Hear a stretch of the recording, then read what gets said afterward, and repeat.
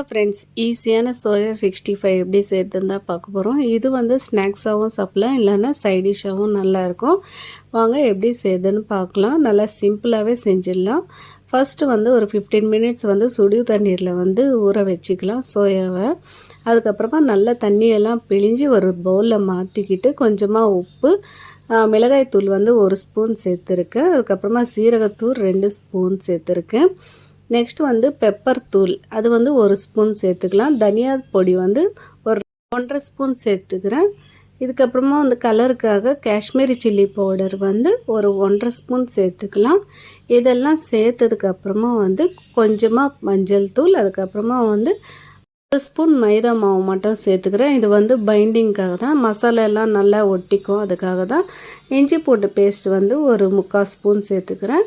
தயிர் வந்து ஒரு 1/2 ஸ்பூன் போதும். நல்லா சேர்த்துட்டு எல்லாமே நல்லா கலந்து ஒரு 10 மினிட்ஸ் ஓரமாக வச்சுக்கலாம். அதுக்கப்புறமா வந்து ஒரு பேனில் ஆயில் சேர்த்து மீடியமாக ஹீட்டானால் போதும். அதுக்கப்புறமா வந்து மிக்ஸ் பண்ணி வச்ச சோயாவையெல்லாம் கொஞ்சமாக சேர்த்துக்கலாம். ஒவ்வொரு பேட்சாக வந்து பொரிச்சிக்கலாம். கொஞ்சமாக சேர்த்து ஒரு 2 செகண்ட்ஸ் வந்து அப்படியே இருக்கட்டும். அதுக்கப்புறமா திருப்பி போடலாம். ஸ்டவ்வை மீடியம் ஃப்ளேம்லேயே வச்சுக்கோங்க, இல்லைன்னா கருகிடும். சீக்கிரமாகவே ரெடி ஆகிடும். அதுக்கப்புறமா ஒவ்வொரு பேட்சாக வந்து நான் பொரித்து எடுத்துக்க போகிறேன். அவ்வளோதாங்க, சூப்பரான சோயா 65 ரெடி.